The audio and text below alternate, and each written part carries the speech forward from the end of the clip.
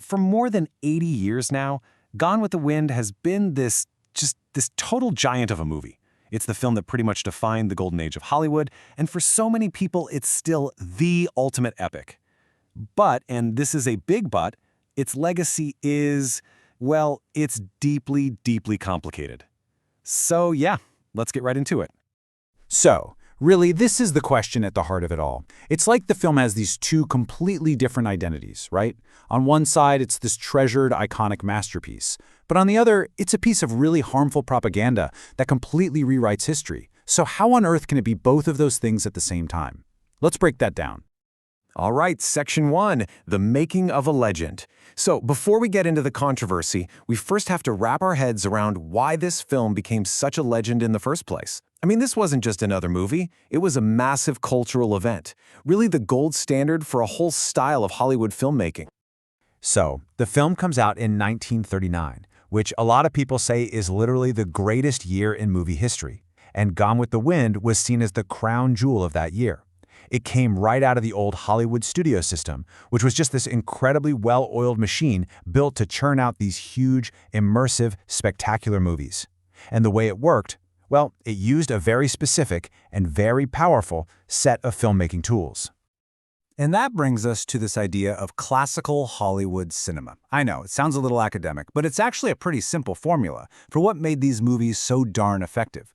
The whole point was to make you, the audience, completely forget you were watching a movie. Everything, the characters' motivations, the straightforward story, the editing, it's all designed to be invisible. You don't see the cuts, you don't notice the camera, you're just in the story, lost in Scarlett O'Hara's world. And that incredible power to just suck you in, that's the key to understanding both why people loved it and why it's so problematic. And wow, did it work? I mean, the results were just staggering. Adjusted for inflation, we're talking over $1.6 billion at the domestic box office. To put that in perspective, more people have paid to see Gone with the Wind in a movie theater than any other movie ever made. Seriously, let that sink in. This wasn't just a hit movie, it was a full-blown cultural phenomenon. You really can't overstate how massive this thing was. And right at the center of all that success was, of course, Scarlett O'Hara. You have to remember, audiences had never seen a main character quite like her before. She wasn't some sweet, perfect heroine, no way. She was selfish, she was conniving, totally manipulative, but at the same time, she was unbelievably strong, scrappy, and just absolutely refused to give up. This description of her as a steel rose is just perfect, right? She was this tough, resilient figure who wouldn't let anything break her, and people, especially women at the time, absolutely loved her for it. Okay, but here's where we have to peel back the curtain. Because that gorgeous, sweeping, immersive world that Scarlett lives in, well, it's all built on a very, very shaky and dangerous foundation. And that foundation is called the myth of the lost cause. Now, to really get why this film is so controversial, you absolutely have to understand what the lost cause is. It's not actual history. It's an ideology, basically a PR campaign that started after the Civil War. The whole point was to completely reframe what the war was about. It tried to erase slavery from the picture and paint the Confederacy's defeat as this tragic, noble fight for things like states' rights against the big bad North. It's a total rewrite of history. And Gone with the Wind? Well, it might just be the most powerful piece of lost cause propaganda ever made. I mean, it just brings all those myths to life on screen. You see enslaved characters who are portrayed as happy, loyal, almost like part of the family. You hear the war talked about as this war of northern aggression. The film makes you feel that the real tragedy here isn't slavery, but the destruction of this beautiful, grand, aristocratic way of life in the South. And this is where the myth just smacks right into reality. I mean, look at the comparison. The movie gives you this fantasy of loyal, happy, enslaved people who love their masters. The historical reality? The unimaginable brutality of chattel slavery and constant resistance and rebellion. The movie suggests a noble war for Southern principles. The reality? Confederate leaders themselves said, loud and clear, that they were fighting to preserve the institution of slavery. The film sells a complete fantasy, and because it's such a brilliant piece of cinema, it makes that fantasy feel incredibly real. And that's why this quote from scholar Talby Edmondson is so on point. He says the film isn't just an artifact of the lost cause. It is its most powerful statement. Think about that. It didn't just reflect the myth, it basically injected it into the American bloodstream, shaping how millions of people, North and South, learned and remembered the Civil War. Okay, let's move on to its lasting cultural footprint. Because the film's influence wasn't just in people's heads. It had this huge, tangible impact on the real world, from what people wore to where they went on vacation. First off, fashion. Scarlett's look was an instant sensation.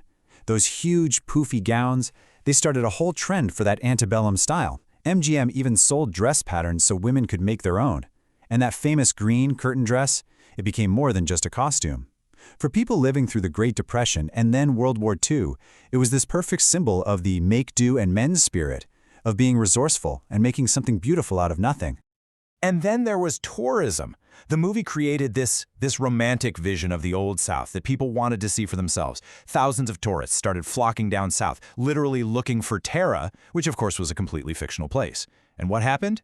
Real plantation museums started changing their tours to match the movie's fantasy because that's what tourists wanted to see. And in the process, the very real, very brutal histories of the enslaved people who lived and died on those grounds often got pushed aside or just completely erased. Now, it is so important to understand this next point. The backlash against this film is not some new 21st century cancel culture thing. Not at all. People were protesting this movie from the second it came out in 1939. From day one, the black press, civil rights groups, and everyday people saw exactly how dangerous its message was, and they organized boycotts and protests. This is a story of resistance that's as old as the film itself.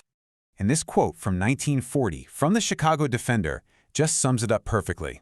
William L. Patterson wrote that the film has deliberately thrown down the gauge of battle. Basically, it threw down a challenge to those who are seeking to advance democracy today. Think about that. Even back then, he saw this movie wasn't just some harmless Hollywood story. He saw it as a direct political attack on the struggle for civil rights. Which brings us to the really tricky part, its complicated legacy. We're back to that central conflict. How do you deal with a movie that's so brilliant as a piece of filmmaking, but so toxic in its message? Why are we still talking about Tara all these years later? And here, I think, is the key to the whole puzzle. The film's power as art and its power as propaganda aren't two separate things. They are completely, totally intertwined. In fact, it's because the movie is such a masterpiece of storytelling, because it's so beautiful and immersive, that its version of history became so believable and stuck around for so long. The art is what makes the myth so powerful. You simply can't separate them. And check out this pattern, it's really fascinating. If you look at when the movie gets big re-releases or spikes in popularity, it often lines up with moments of major racial tension in America. 1954, the year of Brown v. Board of Education, massive re-release. 1961, right in the thick of the civil rights movement, huge hit again. It's almost like the film becomes a kind of cultural security blanket for some people, a way to retreat into this fantasy of the past where everything seems simpler and more orderly. So when you try to nail down what Gone with the Wind is, you realize it's impossible to say it's just one thing. As art, it's a landmark, a masterclass with characters you'll never forget. As myth, it's probably the single most effective piece of lost cause propaganda America has ever produced. And as a cultural influence, well, it shaped everything from what people wore to how an entire country remembered its own history. And that leaves us, in the end, with a really tough question, doesn't it? When you have a masterpiece that's built on top of such a dangerous myth, what do you do with it? How should we remember it? We can't just pretend it doesn't exist, but we also can't just ignore the real damage its mythology has done. So maybe the answer isn't about canceling it or banning it, but about learning to watch it differently. Watching it with our eyes wide open, able to see both the stunning masterpiece and the dangerous myth all at the same time.